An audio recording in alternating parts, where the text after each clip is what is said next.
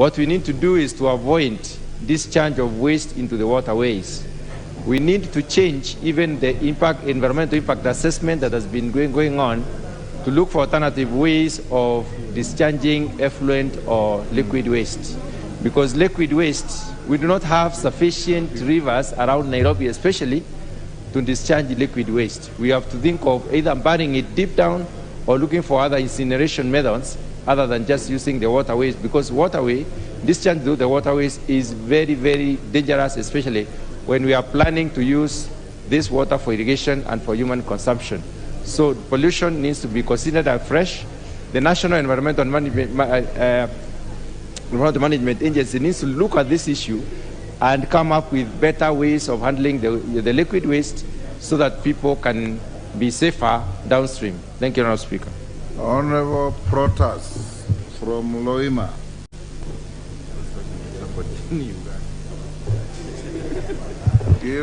Thank you, Mr. Speaker, sir.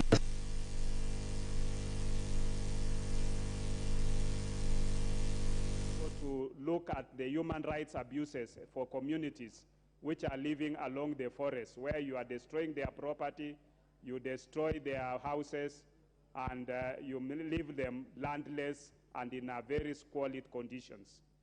The people, you find that also some lands which are bordering forests have been cassetted. For example, Ex-Soronson Farm being cassetted, yet people are living there, and there is no compensation for these people.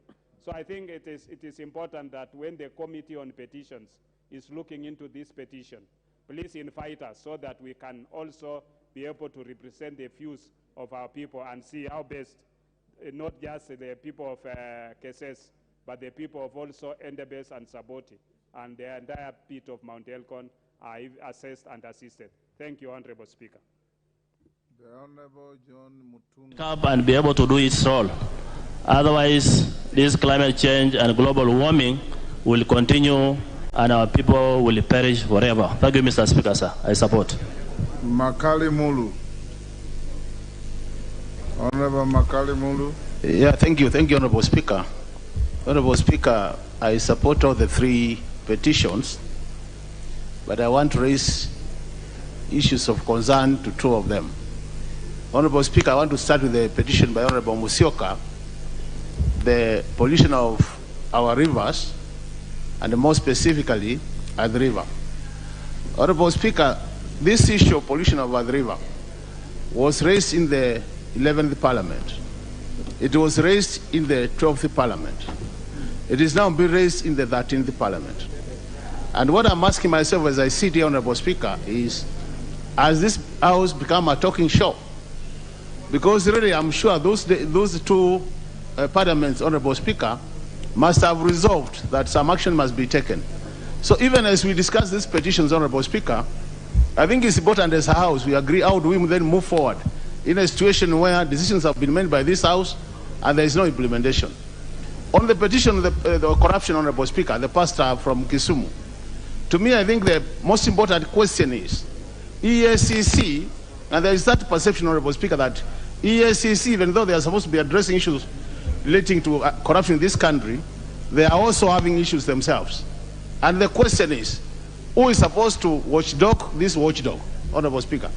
Because really, I think really, Honorable Speaker, there are issues, and as a House, we really need to discuss, Honorable Speaker, through your leadership, on how to handle issues where Kenyans are raising issues with the EACC.